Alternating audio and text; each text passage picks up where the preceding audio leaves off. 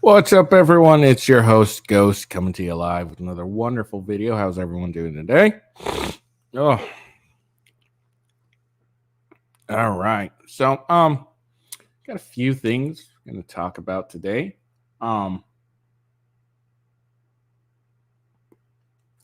got something stuck in my teeth as well.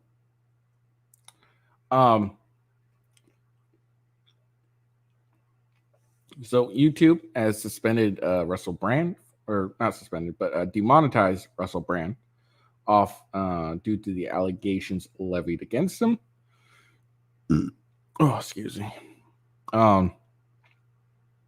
Which kind of proves that YouTube doesn't care about the truth. They only care about, believe all women still. And it's pretty obvious that's the fact, due to the fact that, these are allegations. Nothing has been proven yet. And they're still going to punish Russell Brand. So that's how you kind of know what's the deal going on here. Sorry,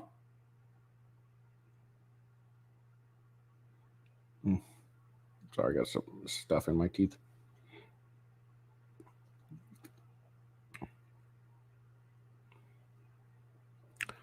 Yeah, so YouTube demonetized them, even though the allegations are still, as of right now, allegations.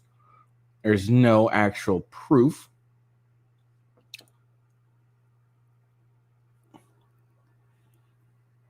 Well, okay.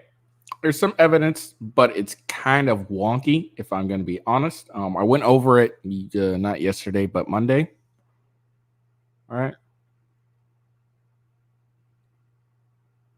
Yeah, I went over it Monday. Oh, sorry, I got stuff stuck in my teeth and it's bothering me. But yeah, I went over it Monday. I went over what's being said, his accusations. I did a whole article piece about it, basically.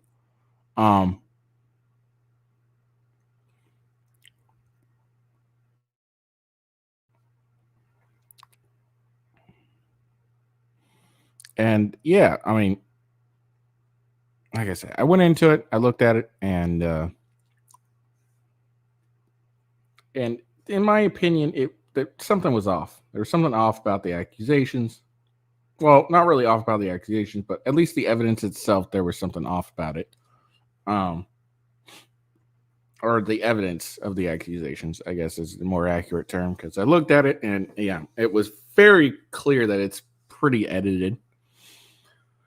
The text and then the slight blur to it after no means or whatever.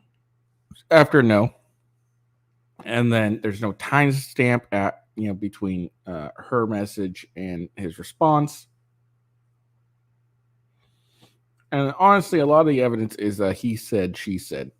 And again, the one I'm talking about, the Nadia, the phone text evidence, the most compelling, is that the word? Compelling?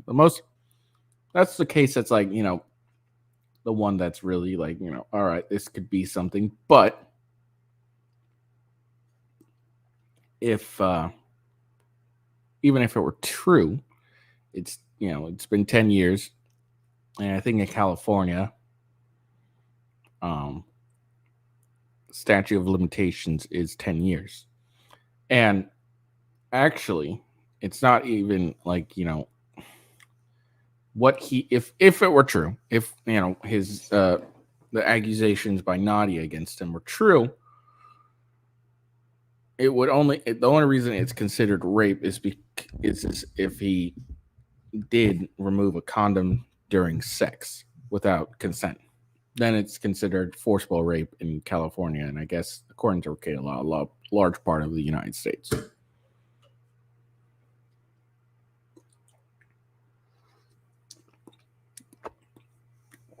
Which, that doesn't really make a whole lot of sense to me.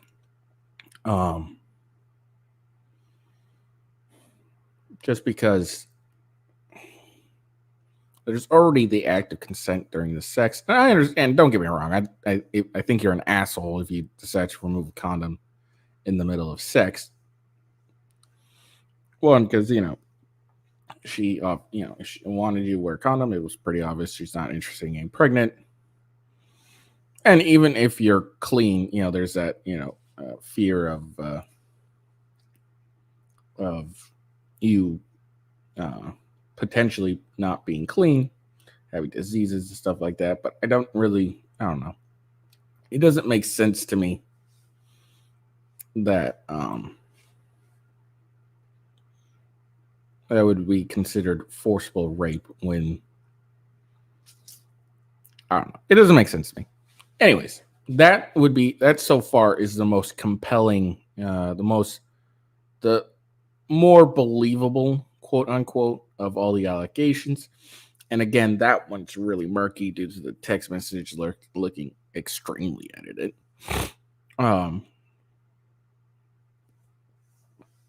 But yeah, but again, these are all accusations, and there's no proof really. There hasn't been a conviction in court or anything like that. And I mean criminal conviction, because I don't think a civil conviction would be enough, because again, the civil to suspend him off of YouTube, I mean, demonetize him, because as you know, the burden of proof for a civil case is the preponderance of the evidence, 51%, and then beyond a reasonable doubt for a criminal case. So, but it appears YouTube is still in the era of #MeToo, as I commented before. Hold on, I forgot to do something.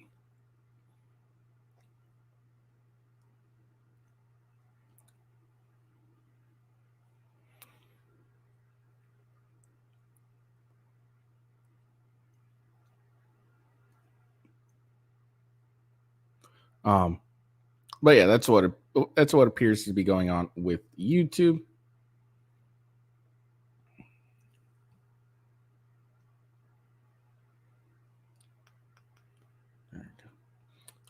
But yeah, all right. So that's YouTube. That's the first thing we will be getting into. And then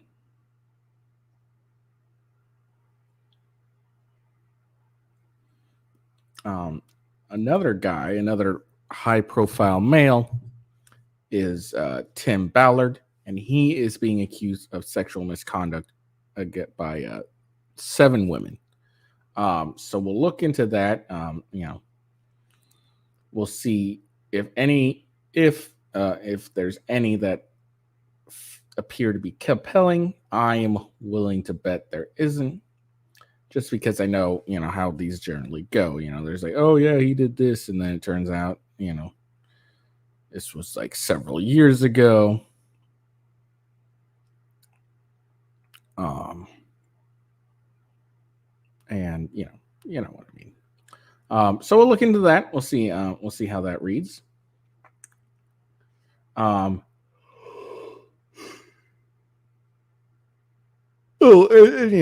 I'm sure some of you are wondering, who is Tim Ballard? Why should I care about this person? Well, he's the apparent guy that the film The Sound of Freedom is based on.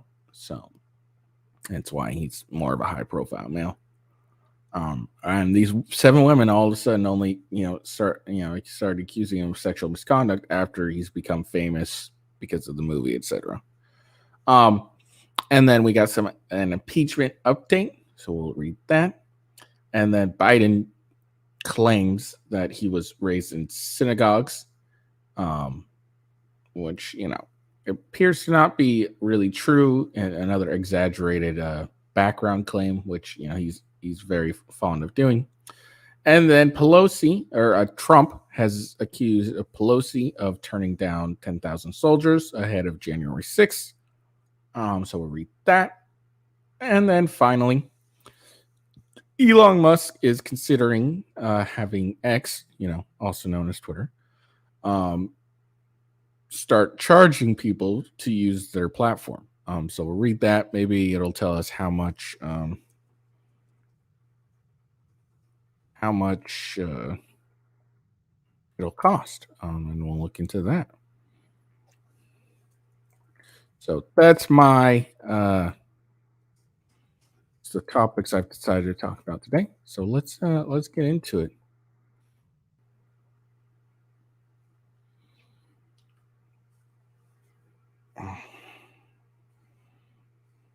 Hold on.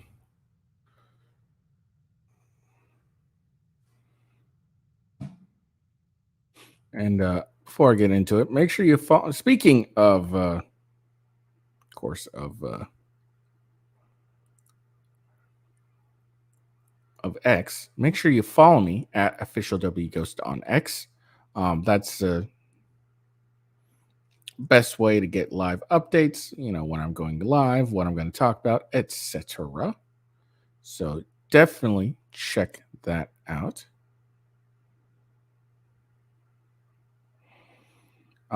And then follow me on WithGhost on Rumble and YouTube, and GamingWithGhost on Rumble and Kick as well.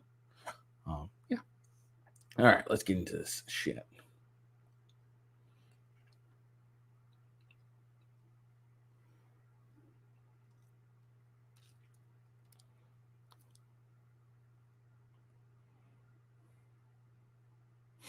So YouTube suspends Russell Brand from making money off the streaming site after sexual assault claims. So, you know, like I said, he's been demonetized for against claims that have yet to be proven.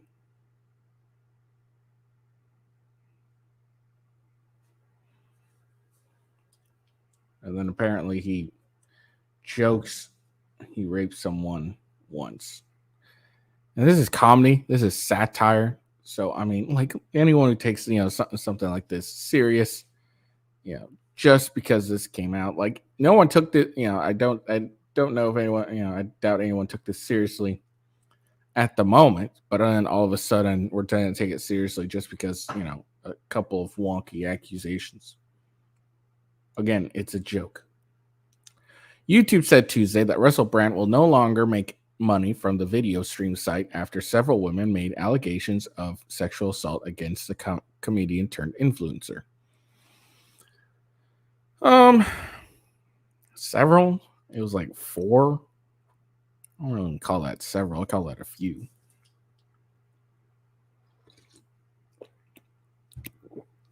YouTube said monetization of Brandon's account, which has 6.6 million subscribers, has been suspended following serious allegations against the creator. This decision applies to all channels that may be owned or operated by Russell Brand, the Google-owned video service said. The suspension means Brand won't be able to earn money from the ads that run within and alongside YouTube ads or videos, which have titles including What Really Started the Hawaii Fires and COVID SAR amidst lockdowns were never about science. On other channels, such as 22,200 subscribers,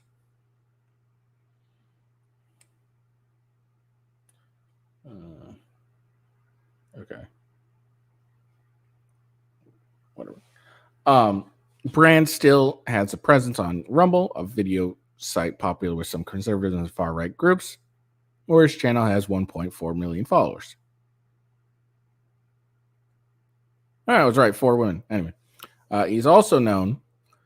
He also has 11.2 million on X, formerly known as Twitter, and 3.8 million on Instagram.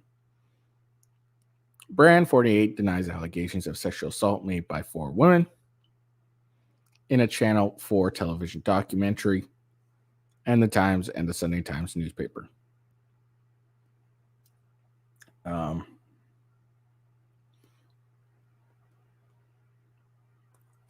Russell Brand was accused of raping, sexually assaulting, and abusing 4 women over the course of 7 years from 2006 to 2013. And again, the latest is 10 years ago. That's like that time frame. The latest is 10 years ago. One woman, identified as Nadia, alleged get him to the Greek star raped her against the wall of his Los Angeles home in 2012 and was treated at a rape crisis center the same day, according to medical records cited by the outlets. Now, That's the one that sent the text message where he so-called apologizes. But again, that text message chain looks a little dodgy to me.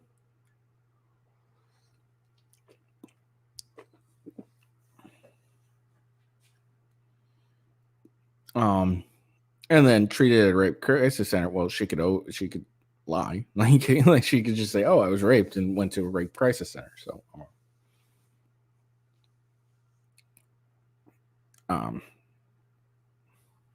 but this one here would have been like the one that has the most killing. It's the most recent.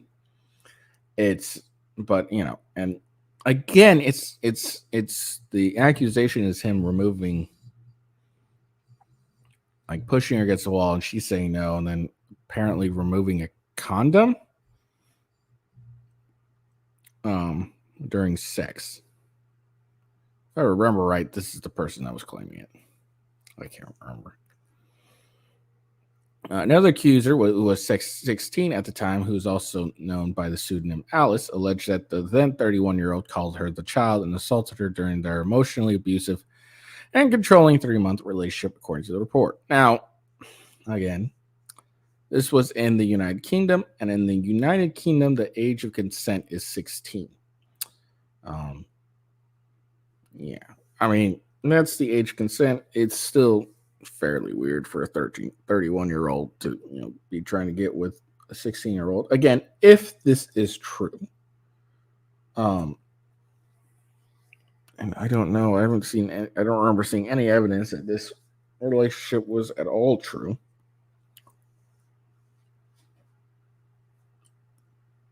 And her parents did like a terrible job.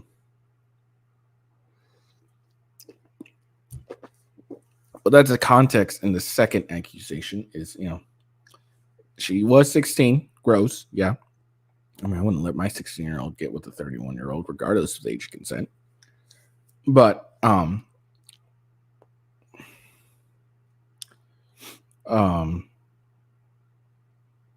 but yeah, that's the context. She was 16, yes, but that's the age of consent in the UK. So legally, when it comes to the age thing, he's good in like the legal sense. Like you can't get charged with statutory rape due to the age of consent laws.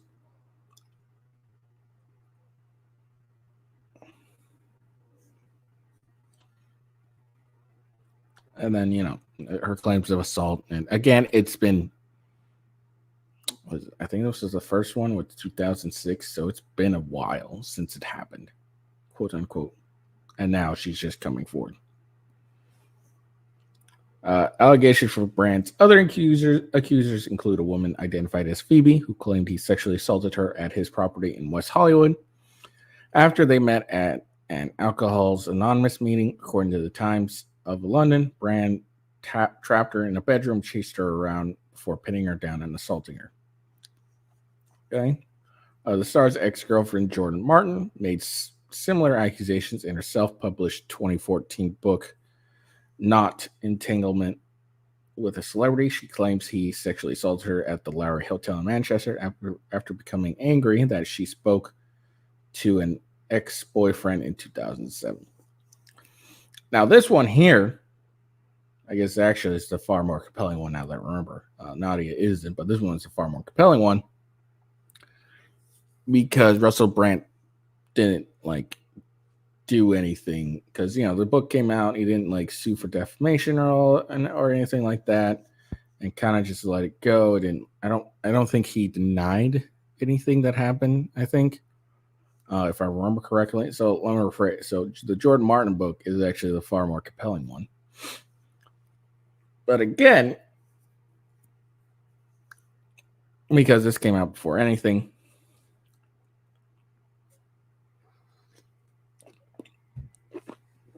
I'll be honest, I kind of forgot about this one. I remember reading it now, but I forgot about it. But yeah, this one's actually the far more compelling one, not Nadia. Because she put the book out, Russell Brand didn't sue her or anything. Now, that may have been a tactical strategy where, if I sue her, then, it'll just end up, being bigger than before. So there's no point in me actually fighting this. I mean, there's nothing I can really do about it. And probably felt the courts would be heavily biased against him, and etc. So that could have been the tactical reasoning behind not fighting it. But who knows? And then pop star Danny Mignola angrily labeled Russell Brand a vile predator as far back as 2006, accusing him of creeping her out by perving over her fabulous breasts and refusing to take no for an answer. Okay. So he stared at your tits and didn't take no, but like, did he assault you? Like, did he, or was he just perving on you? It's kind of a big difference.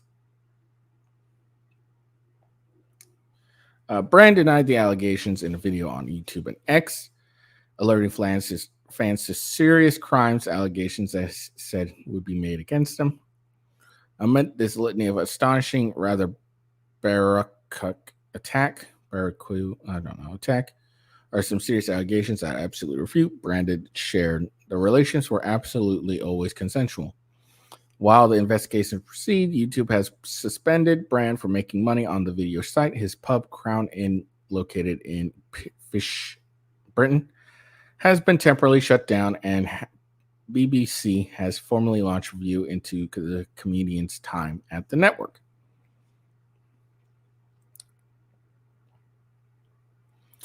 Now, here's the part,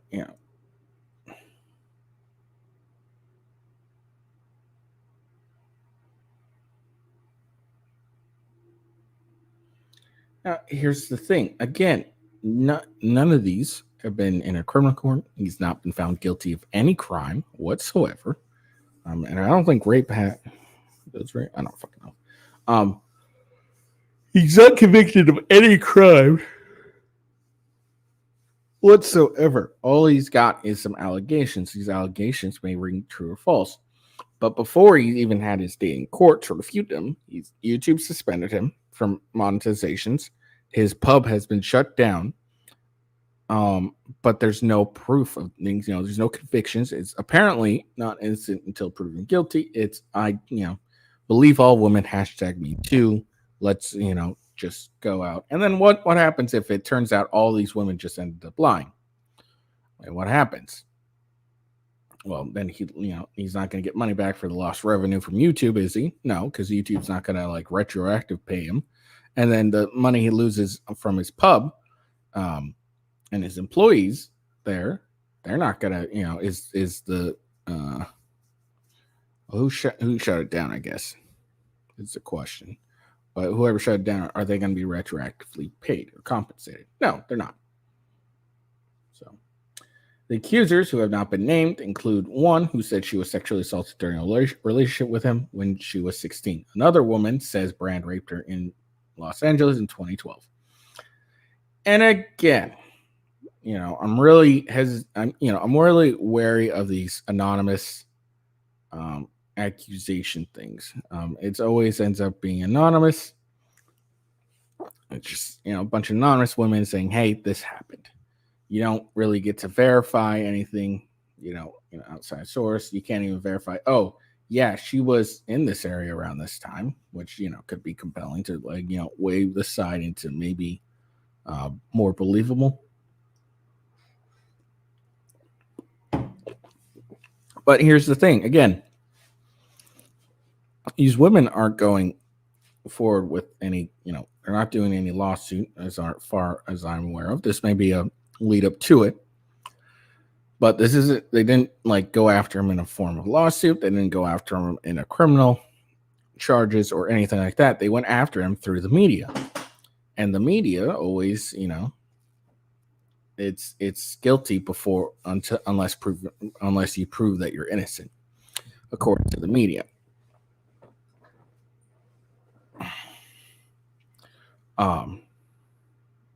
And that's not the way to go. Like I said, all these women are anonymous.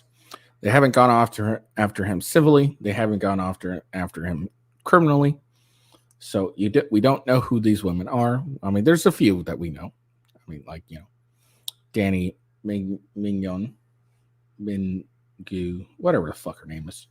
This broad, which What she's describing is an assault. It's, maybe creepy, but not assault. Jordan Martin, again, she didn't go after him criminally or, any legal means whatsoever. She just made a book and made some money off of him. Which, hey, each your own. And then these women, Nadia, Alice, and Phoebe, are all anonymous.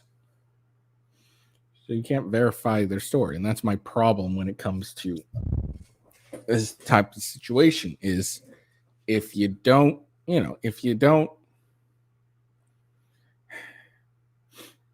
willing to come forth in the media, then you should come forth all the way and, not be anonymous, actually stand and say, this guy did this to me. That's my opinion, I guess. I just have a hard time believing in honest and anonymous, stuff. People who decide to stay anonymous when they're accusing someone of something very serious, it's just hard for me to believe. The 4 allegation dates from between 2006 and 2013. London's Metro Police Force said that since those claims were made public, they received a report of a separate sexual assault dating from 2003. Shocking. Known for his unbridled and risque stand-up routines, Brand was a major UK star in the early 2000s. He hosted shows on radio, televisions, wrote memoirs, charting his battles with drugs and alcohol, appearing in several Hollywood movies, and was briefly married to pop star Katy Perry from 2010 to 2012. In recent years, Brand has largely disappeared from mainstream media, but has built up a large following with video mixing wellness and conspiracy theories. His YouTube channel has featured COVID-19 conspiracy theories, vaccine misinformation, interviews with controversial broadcasters, including Tucker Carlson and Joe Rogan. He has also continued to tour as a comedian, performing to hundreds of people in a London video on Saturday. He has been due to perform on Tuesday in Windsor, west of London, but promoters said the rest of the tour has been postponed following the allegations. Brand also has been dropped by his talent agency and publisher since the allegations became public, again being punished before proven guilty. Ellie Thompson, senior lecturer in media and communications at Brigham City University, said it's too soon to tell whether the claims would end Brand's comedy career. I think there's definitely a market of outsider comedians or people who want to position themselves as some way or an alternative to current understanding of gender equality, she said. The fuck? And so I think in the long term, will it impact his career in a way that we may expect it to? Possibly not. So there you go. That's the update on Russell Brand. Again, he's being punished before any proof of guilt has been provided. And I think we should all have a problem with that. I don't think anyone should, again, these are private businesses. They can do what they want. Well, at least in YouTube. I don't know who shut down his pub in the UK. So I guess that depends. Yeah, I don't know. I mean, the story is still developing. I mean, something could come out and all of a sudden, I agree with him. But as far as I can tell, I don't, believe or agree with any of this.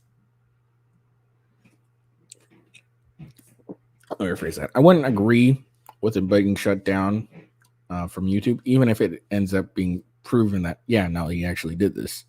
Because, again, it's innocent until proven guilty, not guilty until you prove that you're innocent. And something we should be very, very, that's something we should definitely, continue to hold because it's important.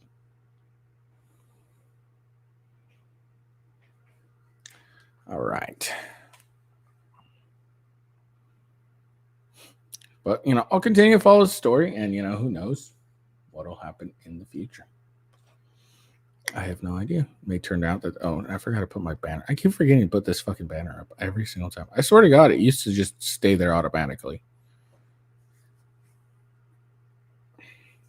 All right. Sound of Freedom hero Tim Ballard, accused of sexual misconduct against 7 women, report.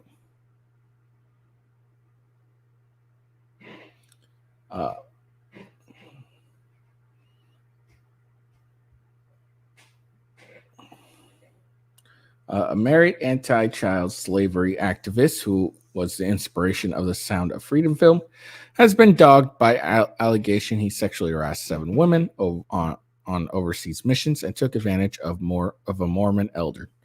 Tim Ballard, who founded the anti-sex trafficking organization Operation Railroad Hour a decade ago, abruptly resigned in June after the group started probing the sexual misconduct claims against him, Vice News reported Monday.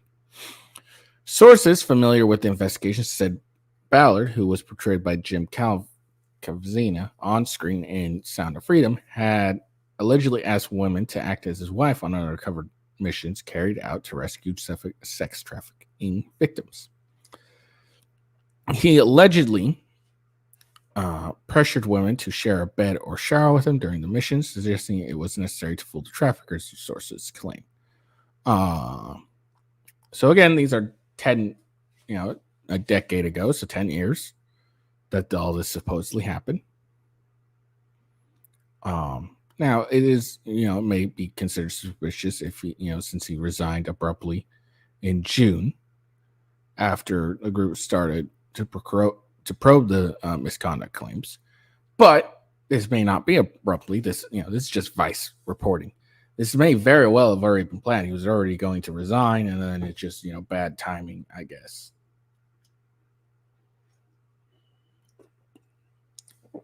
Now,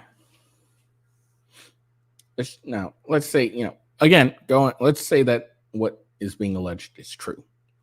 The sharing a bed, it's probably fairly accurate in at least the, fooling the traffickers situation. And what I mean by that is you want to, if you're doing something like this, and I haven't seen the film, so I don't know anything about it. But I'm assuming it goes to some extent of being undercover type situation. So the sharing of bed is an actual plausible thing, because if say the traffickers busted in and they just see, one person laying on the bed or in the bed and one on the couch, might look suspicious and everything. So that's actually fairly plausible. The sharing a bed, the sharing with the shower sharing with them is definitely not plausible at all. I mean, how often do you really share a shower with your spouse? Now, again, this is just going off of if the allegations is true. Again, that's what is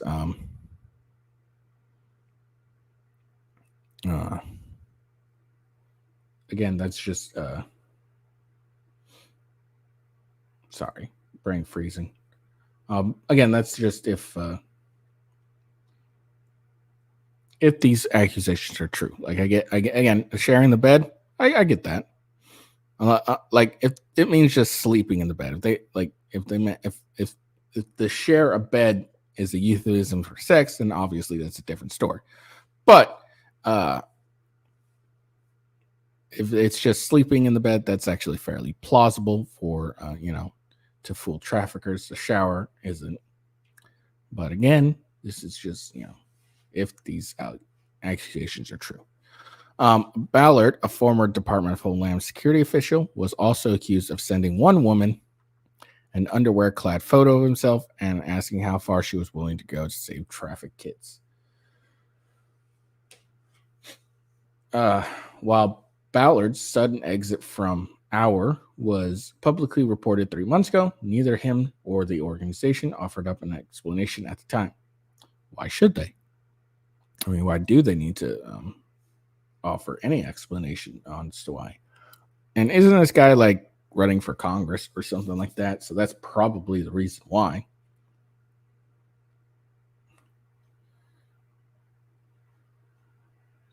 The outcome of the investigation wasn't clear. The Ballard hasn't publicly addressed the sexual harassment allegations.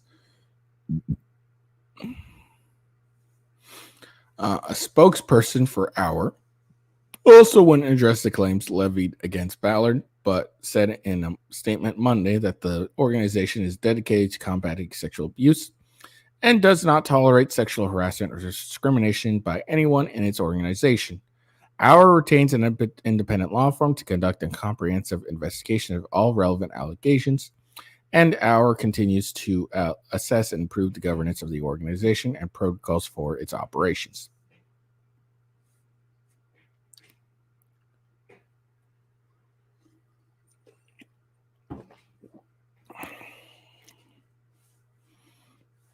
Prior to the allegations being made public, the Church of Jesus Christ of Latter-day Saints, of which Ballard is a member, had put out a statement accusing the activist of exploiting his relationship with Mormon elder M. Russell Ballard.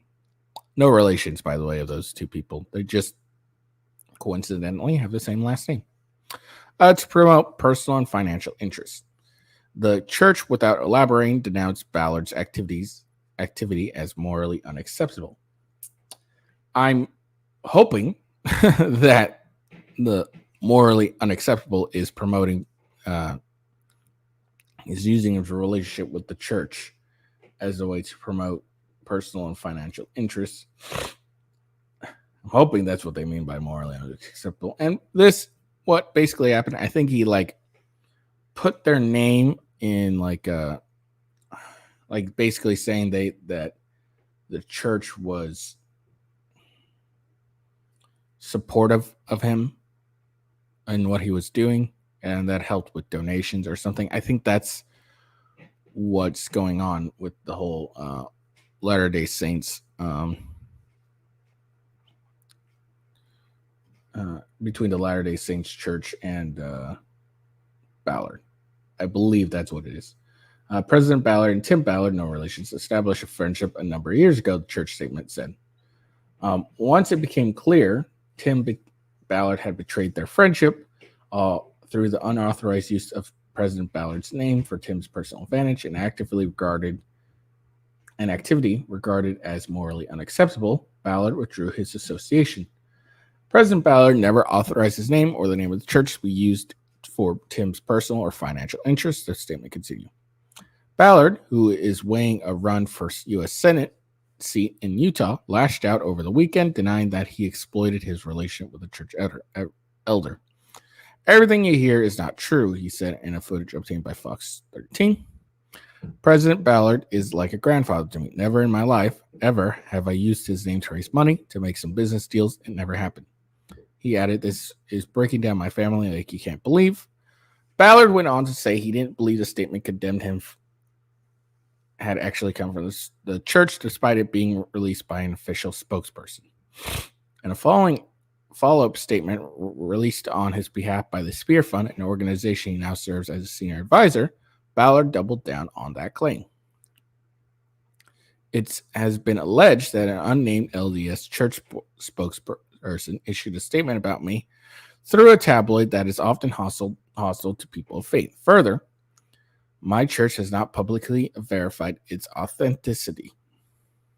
He said, we are also highly suspicious about the timing of such a statement, given its close proximity to Mitt Romney's announcement that he is retiring and my own public comments that I am prayerfully considering running for public office. The LDS does not engage in political activity. I don't know how valid this part is, but, it wouldn't really put it past me. It wouldn't be a stretch for, let's see who broke this news.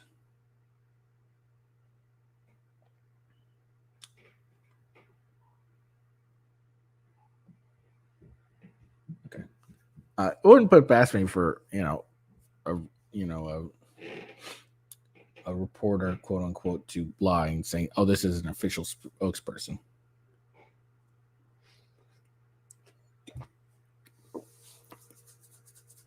And, why go to a tabloid when you could go to Fox News or CNN? Not that any of them are, have more validity, but, that would be a better look for it. And I agree with this. It's suspicious about the timing, both the allegations and the statement after Mitt Romney said he was retiring and Ballard saying, hey, I might run. So it's interesting. In any event, nothing will change my core beliefs. If someone from the church did release this statement, I'm absolutely confident that the right people will step in and ensure that proper due process is followed as the rules of our church dictate. His statement did not address the sexual misconduct allegations. Well, was he asked about them? Like, because, let's see, I believe...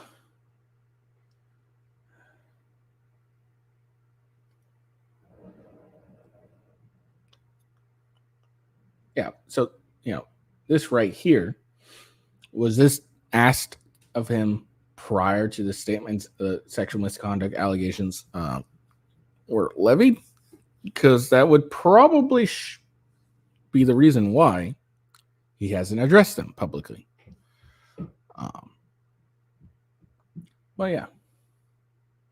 So there you go. Another high-profile male being accused of sexual misconduct by women from 10 years ago.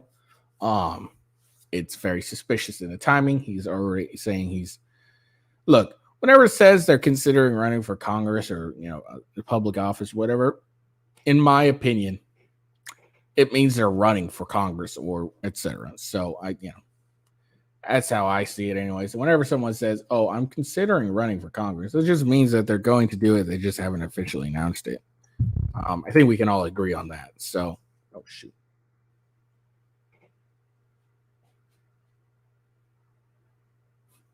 Whoops. Forgot I was sharing the screen. Or I make sure nothing got none of my public shit got leaked. Or private shit got leaked.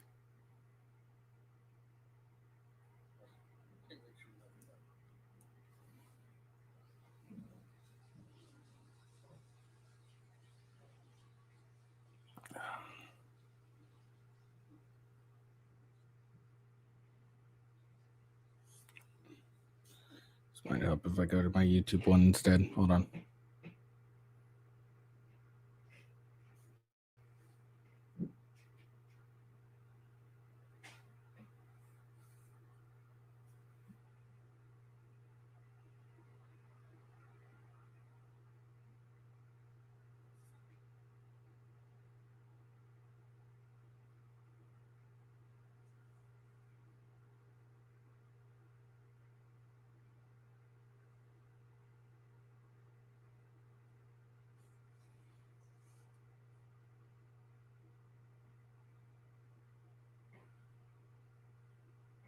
Okay, I caught it just in time. Yeah, you see now I have $0 in PayPal. They don't like me. I haven't been paid very much. It's still just a hobby.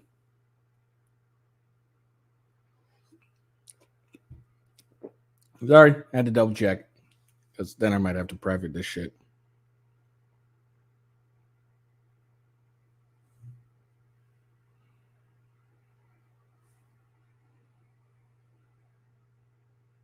Just gonna double check because my eyesight's terrible sometimes.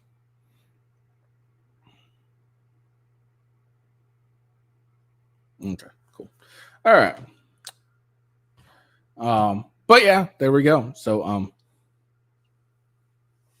there we are when it comes to that wonderfulness. I see I got 4 people watching me on Rumble. Please give me a like, and if you haven't followed me, follow me now. Here we are. All right, next thing. Something very important we got to do next. It's Coffee Brand Coffee. It's a very important coffee company, right? Coffee Brand Coffee has a variety of coffee flavors. They have the classics, dark to medium roast or light to dark roast. They got, for the fall season, they got spiked jack-o'-lantern and pumpkin spice. But my personal favorite is French toast coffee right here. It's my personal favorite. I am dying for my coffee. When I ordered it last, I made a mistake and had to do an address change. And the person that I talked to forgot to add my apartment number. And so I had to, so obviously couldn't get delivered. And then all of a sudden, but I will say this: they have great customer service. Because after once I realized the mistake, I emailed them again and say, hey, you left out this part, so my stuff can't get delivered. And they immediately, they rectified it by, sending another shipment, no extra charge, and that should be here tomorrow. And I can't wait because I miss my goddamn coffee. Like, I have these shitty K-Cups from like Kroger's, and they're awful. They taste disgusting. Like, it doesn't work with anything, but I'm just craving my French toast coffee. It's so good, you have no idea. But yeah, they got a variety of flavors, as you can see, that you can try. I haven't tried all of them, of course, but the ones I have tried, dark and French toast flavored, they're so much better than regular crap. Now, if you're not a coffee drinker, but you like tea, they have a variety of tea: Earl Grey, English breakfast, chamomile, oolong, apple pie, biscotti. So some have high caffeine, some have no caffeine. So you got options, and options are always the best. Look, they even have licorice organic tea. Now, if you're not a coffee or tea drinker, there's cocoa. Fall is here, which means winter is not far behind. And there's nothing better than spending time outside in the cold than to taste some delicious hot chocolate. They got velvety, rich caramel, marshmallow. So those are options that you have.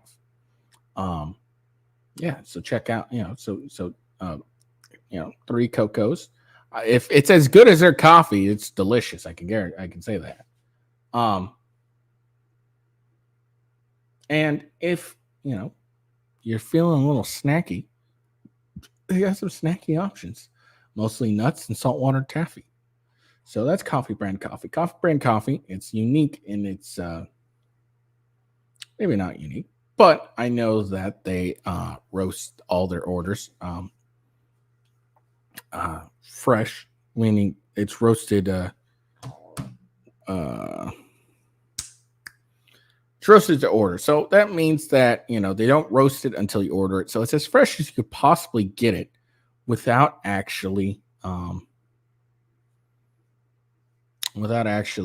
going to a store or doing it yourself. So that's in my opinion, it's a big plus. They have 4,000 customers served and like a 5-star review.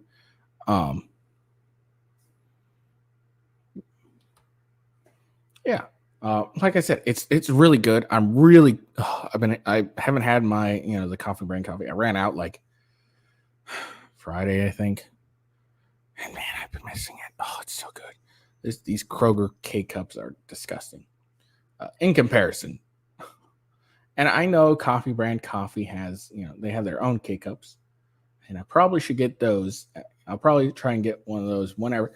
I just, I generally will end up only having the funds to order my particular coffee. But I think what I'll try to do is order some of these K-Cups. I like their dark roast, so I'll order some dark roast K-Cups. And I'll have that as backup when I end up, not being able to get my coffee in time. Sometimes I'm better at it, but sometimes I'm not. So I think that's what I'll end up doing. Because man, this stuff is garbage. So you can use that coupon code right there that you see scrolling, Ghost. I also have a referral link right there that you can use. The referral link and the coupon code gives you 5% off. If you do a subscription to Coffee Brand Coffee, that will give you 10% off. So you won't get the 5% from either the referral code or the coupon code. But still use this referral code, as it will give you it'll give me credit for you going over to them. So yeah, so definitely check out Coffee Brand Coffee. Highly recommend it. Cannot recommend it enough. I'm fucking jittering wanting my Coffee Brand Coffee. And hello to the one person watching on YouTube. If you could like the video and subscribe, that would be much appreciated. And check out the description for my channel, with Ghost on Rumble and Gaming with Ghost on Rumble. That would be super appreciated. I want to thank to all my followers. I have 11 followers on each of my channels. which means I got my own unique code for both my channels, and that was a really cool milestone for me. What'll be really cool is when I end up making far more money on this. That would be really cool. But I think my next milestone is people chatting with me during my live show. That will be my next, like, boom. That's when all right, that's the next milestone. Is what I'm looking for. Not even like super chats or rumble rants, however you want to call them. I'm just strictly talking about just people messaging me while I'm doing my show. That's my next milestone for me, personal. That's my personal goal next. I get it sometimes on my gaming channel, but not so much on my daily show. So I would like that to start happening on my daily show. That'd be really cool. I like talking to people. That's why I do this. All right, moving on.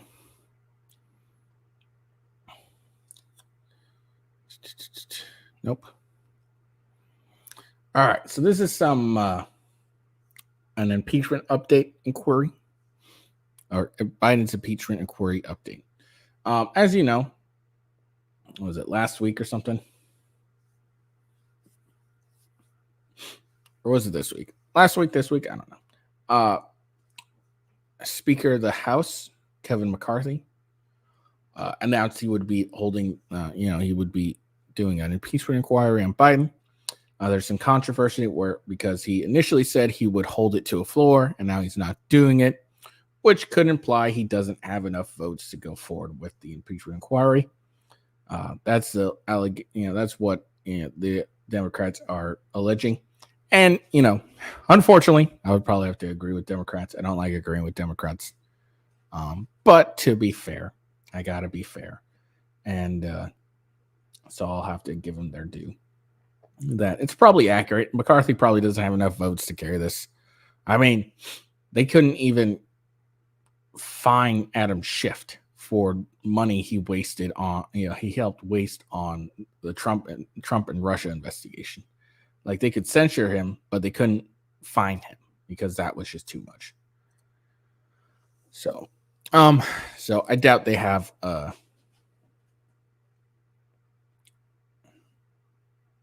that's what I'm looking for. I doubt they have enough votes to actually carry it forward, but let's find out. The House will hold first Biden impeachment inquiry next Thursday. So next Thursday. House Republicans are moving forward with their impeachment inquiry into President Biden as soon as next week. House Republican to investigate. So I'm just, God damn it. I hate when that happens. When it's just the House Republicans will hold their first impeachment inquiry hearing to investigate allegations of corruption and abuse of power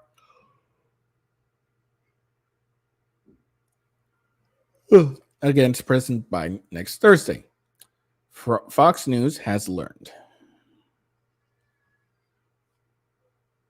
My poor daughter, she's whining. She's probably being dramatic. The House Oversight Committee led by Chairman James Comer, our Republican of Kentucky, is likely to subpoena bank records of Hunter Biden and James Biden this week. GOP lawmakers hope these records will provide insight into Biden's alleged involvement in his family's business dealings and fuel the next step in their investigation. Next week, hearings will be the first hearings since House Speaker Kevin McCarthy, Republican of California, formalized an impeachment inquiry last week. McCarthy directed Comer and House Judiciary Chairman Jim Jordan, Republican of Ohio, along with Ways and Means Committee Chairman Jason Smith, Republican of Missouri, to lead the investigation. However, Fox News is told that the hearing won't necessarily tread any new ground. It will simply be a review of the existing evidence and explaining the status of the inquiry, familiar sources said. That makes sense. Fox has also learned that the Oversight Committee plans to subpoena the bank records of Hunter Biden and James Biden this week. As to the timing of the overall inquiry, Fox has told leaders would like to conduct this before the primary season. Instead of during this primary season, like, certain criminal charges. Biden faces accusation that he was involved in forced business dealings set up by his son, Hunter Biden, who allegedly promised his father would use his public office to grant favors in exchange for payments. Comer and the other Republican investigators briefed McCarthy last week on House Republicans' findings since July related to the president's alleged involvement in his family's business dealings. A source told Fox News Digital that Comer will seek additional transcribed interviews with Hunter Biden's business associates, including Eric Schwerin and Rob Walker. Since July, the committee took a transcribed interview from Hunter Biden's business associate, Devin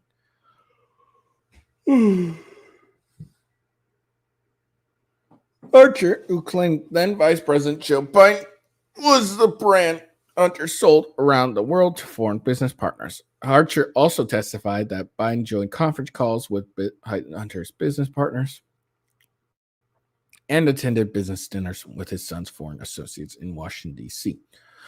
Also this summer, Comer released the third bank records memo revealing that the Biden family and their business associates received millions of dollars from oligarchs in Russia, Ukraine, and Kazakhstan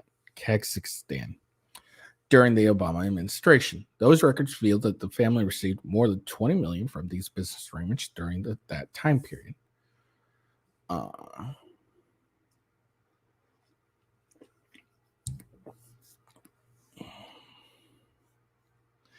Comer also sought information from the National Archive relating to the Biden family's alleged misuse of Air Force Two and all redacted documents in which Biden uses a pseudonym, Rob Ware, to communicate with his son, Hunter Biden.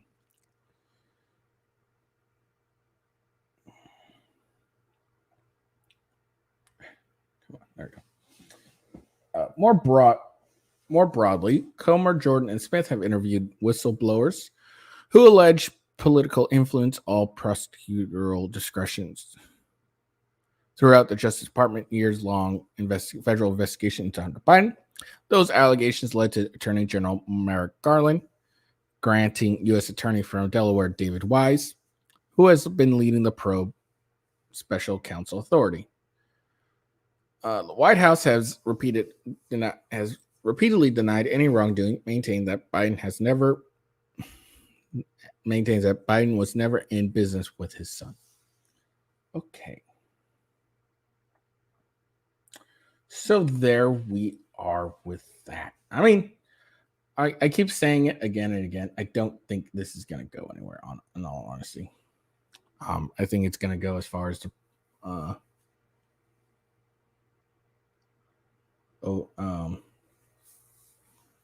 I think this will go as far as the Trump impeachment. They probably have a little more evidence than they do from Trump. But the fact that McCarthy originally said, yeah, I'm going to hold a vote on this, unlike the Democrats, and then end up doing what the Democrats did, kind of is telling me that, hey, we really don't have the votes for this, but we're going to do it anyways. But we'll see. I mean, we'll see. We'll look at it. But, since we're talking politics, speaking of politics, make sure you check me out next Wednesday. Yeah, next Wednesday. I will be doing the political debate. Sorry, the GOP debate live. I'll be watching it live with you all. I'm sure you'll watch other people. I'm sure Crowder will have a big show and all that. But, hopefully you'll come check my show out at least and give me some love. That'd be really cool. All right. But that's just, I'll be definitely doing that. Again, if you follow me at Official Ghost or at Official W Ghost, you will definitely see my my links and everything when I go live. When I'm going to go live, I mean. All right. So next topic, Biden claims he was raised in synagogues, adding to the ever-growing list of exaggerated background claims. Dude, this guy's exaggerated claims are like massive. Like he made up a whole story about some chick's diner that doesn't even exist. This dude's like, this dude's the king of exaggerations.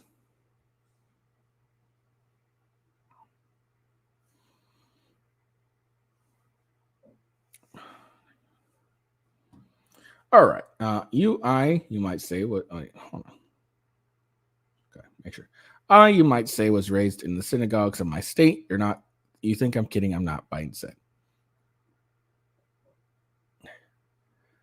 Biden's latest claim about being raised in the synagogues of Delaware, follow a long history of the octogenarian president exaggerating his cultural background in an attempt to connect with people he is speaking to. You might say, was raised in synagogues of my state. You think I'm kidding? I'm not, Biden told a group of rabbis during a call Thursday ahead of Rosh Hashanah, the Jewish New Year holiday that began Friday. The president calls himself devout Catholic, also made the claim before, though there's little evidence to support it. I probably went to shul more than many of you did, Biden said last year during a speech marking Rosh Hashanah. Y'all think I'm kidding? I'm not. Yeah, you're not kidding. I agree. He is 100% not kidding. He's lying. He's not kidding. My opinion, I mean. Biden said at the time, I received my education at the Congregation Beth Shalom in Wilmington, Delaware, but neither of Biden's memoirs make any mention of Beth Shalom, or attending synagogues, the New York Post previously reported. Biden also told the rabbi Thursday that he got involved with the civil rights movements before becoming a senator, a claim that Biden himself acknowledged wasn't true during his 1988 presidential bid that was derailed over plagiarism allegations.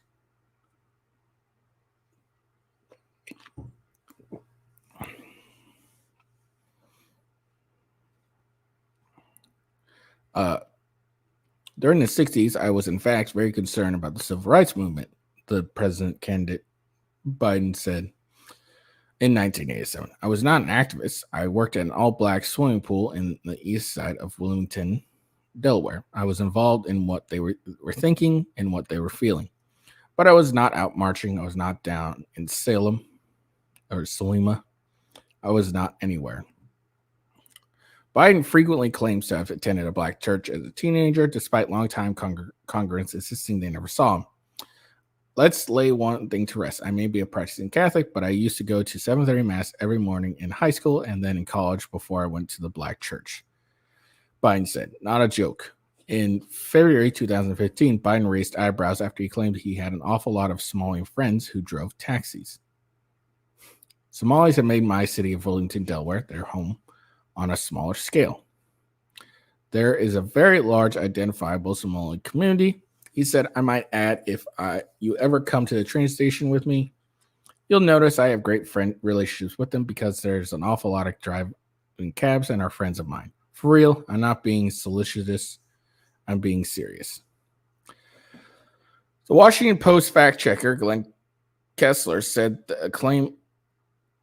called the claim a whopper and argued that the vast majority of refugees who settled in the area hailed from West African countries like Liberia and Sierra Leone, not Somalia.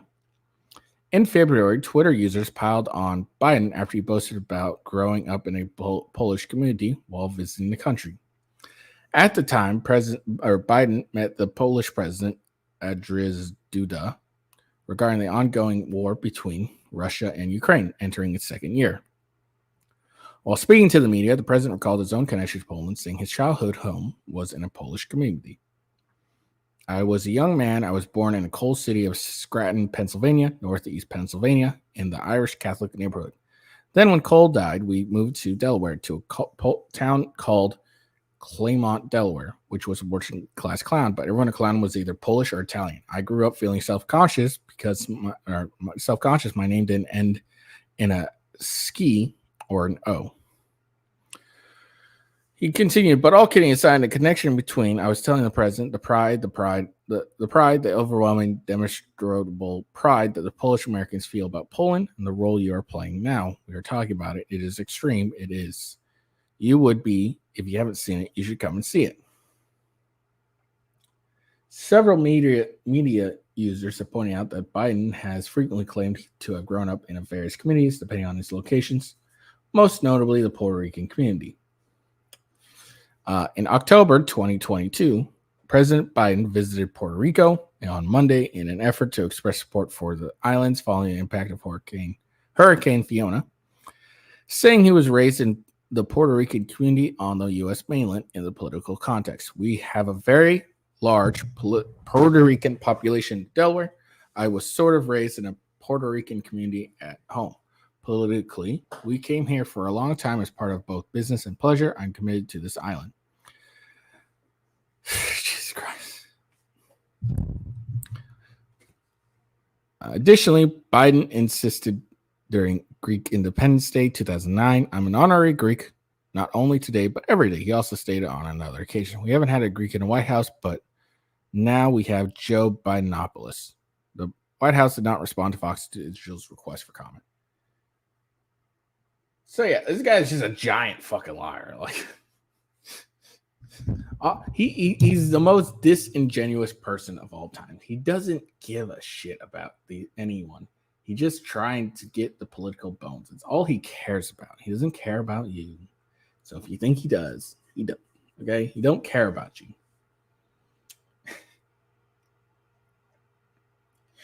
Jesus Christ, this guy's just like two-faced at the highest degree. Like, it's so transparent. It's not even funny at this point. It's just very obvious. He's just trying to get those political points. He really thinks he's either just too senile to realize that, people can fact check him, or he just thinks you're too stupid to actually go do it at this point. Like, from a Polish neighborhood. Well, now I'm from a Puerto Rican neighborhood. Well, I'm from a black community. Like, they're just lies upon lies upon lies. But, Democrats eat this up, and, they follow it, hook, line, and sinker. And it's just ridiculous. All right, here we go.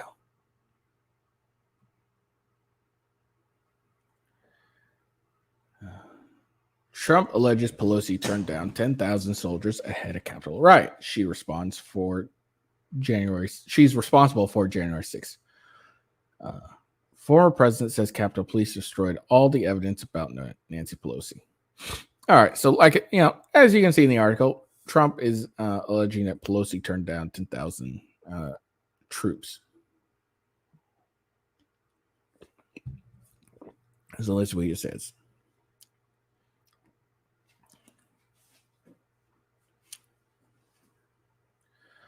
Former President Donald Trump argued in his first network interview since leaving office that former Speaker of the House Nancy Pelosi is responsible for January 6th. Nancy Pelosi was in charge of security. She turned down 10,000 soldiers. If she didn't turn down the soldiers, you wouldn't have had January 6th. Trump told NBC's Meet the Press host Christine Welker during a recent sit-down at Trump's golf club in Bedminster, New Jersey. Trump declined to answer if he called military law enforcement that day, saying, I behaved so well. I did such a good job. Nancy Pelosi turned down 10,000 soldiers. If she didn't do that, Welker challenged Trump that Pelosi did not have the authority he had as commander-in-chief. I understand that the police testified against her. Chief very strongly against her. It's got police, great people, Trump said in the interview aired Sunday. They testified against her and they burned all the evidence, okay? They burned all the evidence. They destroyed all the evidence about Nancy Pelosi. So, look. So they testified against her, but they also burned the evidence against her. I mean, this is the one of, Trump's hyperbole where, like this doesn't make any sense. All right. They testified against her. They're against her, but they burned all the evidence. Okay. She has authority over the Capitol. Trump added, National Guard not coming. I asked her for them to be there 3 days in advance. She turned it down. She says that the request was never officially made. Welker, who newly took over the NBC program from former host Chuck Todd, interjected. The mayor of D.C. gave us a letter saying that she turns it down. Okay, we have it. Nancy Pelosi was asked and she turned it down. The police commissioner of the Capitol Police, Trump continued, as Welker interrupted him. Wait a minute. He pressed on. Capitol Police said he wanted it. Nancy Pelosi wouldn't accept it. She's responsible for January 6th. Nancy Pelosi's responsible, and the January 6th committee refused to interview her, he said. As our office has said before, the former president allegations are completely made up, a representative of Pelosi told Fox News Digital, reacting to the interview. Numerous independent fact checkers have confirmed Speaker Pelosi did not plan her own assassination, the spokesperson added. There wasn't an assassination. It was just a bunch of drunk idiots that ended up trespassing, breaking and entering at most on the Capitol. That's been blown out of proportion due to the fact that these guys were pro-Trump. So this whole, she didn't plan her own assassination. I agree, she didn't, because it wasn't even close to an assassination. Now, all Trump has to do is provide this letter that the mayor of DC supposedly gave them. So Trump provide the letter, and let's find out who's telling the truth. This is stuff I really hate, about Trump, where he says a bunch of shit, and then it's kind of like Biden in this respect, that it's like, all right, dude. The decisions on whether to call National Guard troops to the Capitol is made by what is known as the Capitol Police Board, which is made up of the House Sergeant at Arms, the Senate Sergeant at Arms, and architect of the Capitol. The board decided not to call the Guard ahead of January 6th, but did eventually request assistance after the rioting had already begun, and the troops arrived several hours later, according to the Associated Press. So it's true that they didn't call National Guard, even though they apparently were expecting this, if I remember correctly.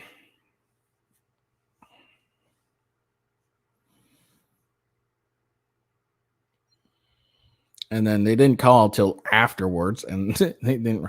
Why not at least have them on standby, at least in the area, so they could respond quickly?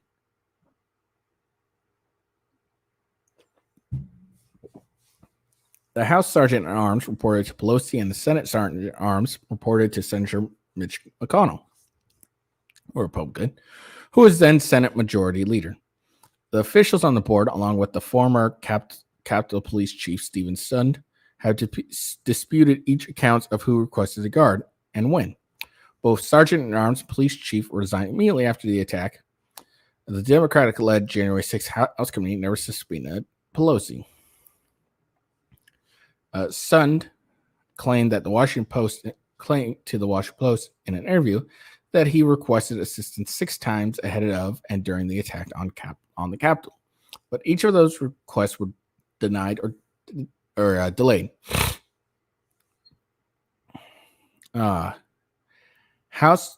He claimed House Sergeant at Arms Paul Irving was concerned about the optics of declaring an emergency ahead of the demonstrations and rejected a National Guard presence. Mr. President, you have the authority as Commander-in-Chief that no one else has. Do you think you showed leadership on that day? Welker asked on Sunday. Trump said, yes, I absolutely did. Trump insisted he could have pardoned himself before leaving office to avoid fake charges and Biden indictments he's facing now. But that's the last thing I would have done. Probably should have. They want to arrest their political opponents. Only third world countries do that. Banana republics, Trump said. I was given an option. I could have done a pardon myself. You know what I mean? I have no interest. You probably should have. Trump disputes ridiculous claims made by former White House aide Cassidy Hutchinson about the January 6th committee, before the January 6th committee, that he allegedly grabbed a Secret Service agent by the neck and demanded to head to the Capitol. He refused to tell Welker how he watched the Capitol riot unfold, vowing to tell people at a later time. Outside the Oval Office on January 6th, 2021, Trump told people to go home and praised the police. The former president called in the NBC video interview, but Welker noted that came hours after the riot began. Okay, so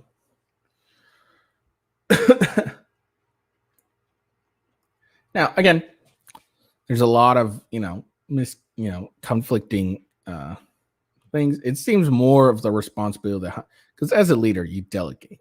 That's what you do as a leader. You delegate, and you can't. Apparently, according to procedure, the decision on whether to call National Guard troops to the Capitol is based on a Capitol Police Board. So while Trump could have just, hey, we're just doing this and called troops,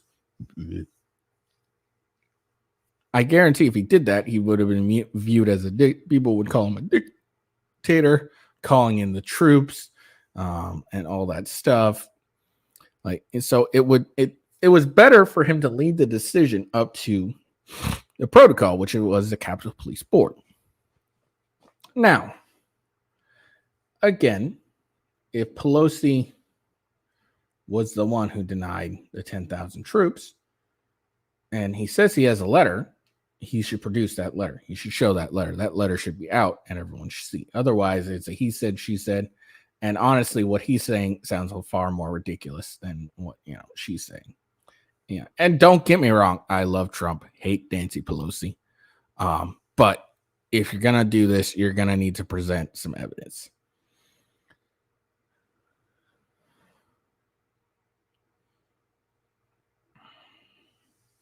And Trump absolutely should have pardoned himself because then he wouldn't have to deal with this crap. But in all fairness, this stuff going on is good optics for him.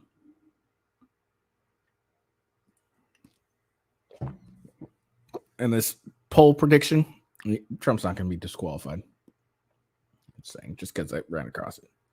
But yeah, Trump should present the evidence. He says he has. Post it, Truth Social, Twitter, whatever. You should present the evidence and go from there. Otherwise, now it's just a bunch of he said, she said, and it looks like you're bullshitting when you don't need to be bullshitting.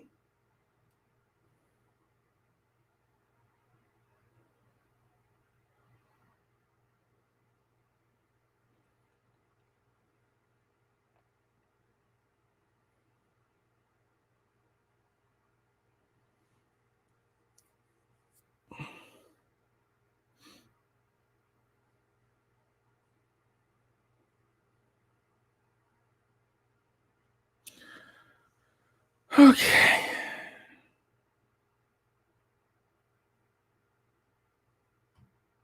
So, last but not least,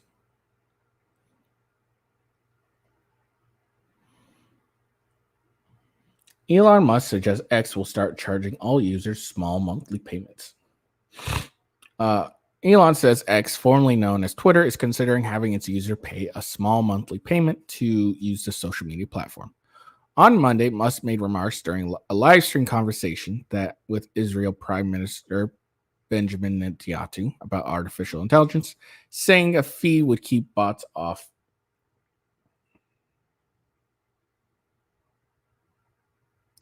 X. It's the only way I can think of to combat various army bots. Sorry. He said. It's a good way to get a lot of money, too. He also added that X has 550 million monthly users that generate 100 million to 200 million posts a day. However, he didn't indicate whether he was factoring bots into that figure. The meeting with Netanyahu comes weeks after Musk said he may sue the Anti-Defamation League for purportedly accusing X and him of anti-Semitism and fueling advertisers' exodus from the social network. The ADL flagged a surge in bullying and anti-Semitic posts on X following the billionaire's acquisition of the social media last year on Monday. He said he's against attacking any group. Obviously, I'm against anti-Semitism, he said.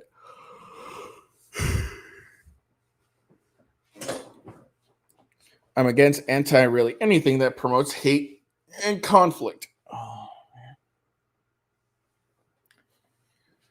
Musk did not elaborate how much payment it would be to use X, but it said it would be a small amount of money. he actually going to come up with a lower tier pricing. This is a long discussion, but in my view, this is the only defense against various armies of bots. He said, currently, X has a premier subscription service, which it charges users for certain features, including being able to edit a post and having prioritized ranking conversations and searches. Pricing for the service starts at $8 a month. So there you go. So he hasn't decided how much, but he is considering doing a payment.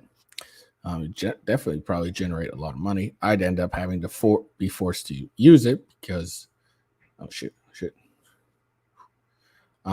because I usually get my topics from Twitter.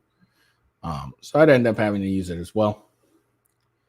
But we'll see. We'll see. He probably will end up doing it. It'll probably be $5 or less, and I'm assuming. But there we go. Those are that's what we're done talking about today. It's all done. I know you're all tired of hearing me talk. Again, I hope you liked the video. You show that by giving it that thumbs up on Rumble and on, of course, YouTube. I hope you follow me on Rumble. I'm again, that would be super awesome to me. So you give me a follow on the Rumble. Get more people engaged on this. Let's see. Yeah. Follow me at official WGhost on X. Follow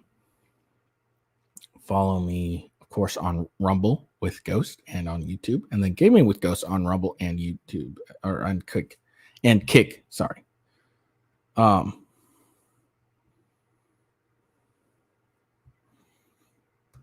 Let me see. I was going to say something else. Again, on next Wednesday, obviously not this Wednesday, but next Wednesday, I will be live doing the GOP debates, watching that. So check me out there. My gaming channel, I've been playing a lot of Call of Duty, and been having fun with the DMZ thing. And it's actually a lot of fun. So check me out there. Let's see. Does it come out?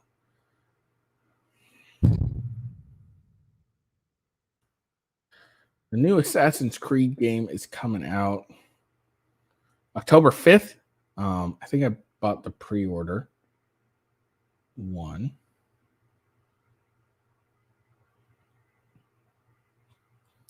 The one that lets me play a little earlier.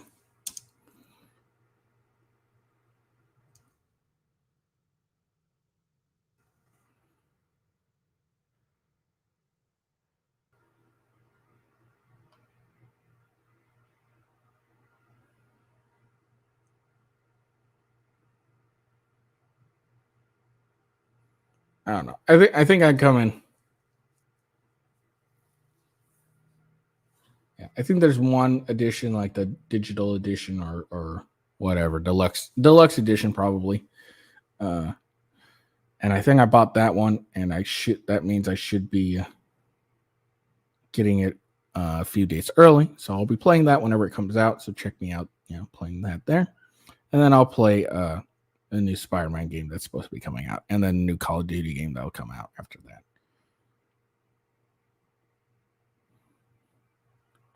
But yeah, so be on the lookout for those upcoming things. I hope you guys enjoyed the video, and like I said, give me a follow, give me a like, and everything. I hope you all have a good day. And peace out. See you later.